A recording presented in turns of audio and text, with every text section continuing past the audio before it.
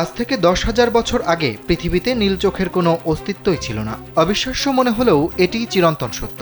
রহস্যময় এই পরিবর্তনের শুরুটা হয়েছিল মূলত একজনের মাধ্যমে। পৃথিবীতে প্রায় 60 কোটি নীল চোখের মানুষের পূর্বপুরুষ মাত্র একজন। সম্প্রতি বিজ্ঞানীরা প্রমাণ করেছেন, আজ আমরা যাদের চোখেই নীল রং দেখি না কেন, তাদের সবারই উৎসে রয়েছেন হাজার বছর আগের এক সুনির্দিষ্ট ব্যক্তি।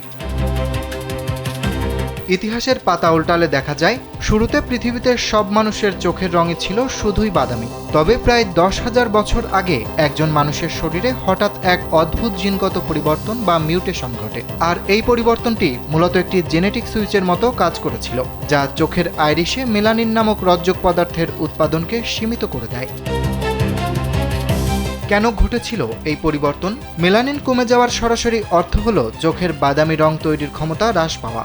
আর মেলানিনের এই ঘাটতির কারণেই সেই প্রথম ব্যক্তির চোখের রং বাদামি থেকে বদলে নীল হয়ে যায়। প্রকৃতির এই রহস্যময় জিনগত পরিবর্তন শুধু সেই একজনের মধ্যেই আটকে থাকেনি।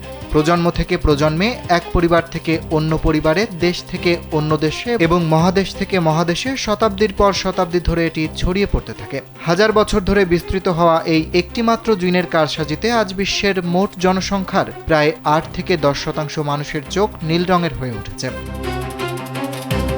তাই নীল চোখ কেবল কোনো এলোমেলো শারীরিক বৈশিষ্ট্য বা সৌন্দর্য নয়, এটি আসলে এক জীবন্ত ইতিহাস। হাজার বছর আগের সেই আদিম মানুষের সাথে আজকের আধুনিক কোটি মানুষের এক অদৃশ্য রক্তের বন্ধন, যা পৃথিবীর এক চমৎকার ও অবিশ্বাস্য সৃষ্টি।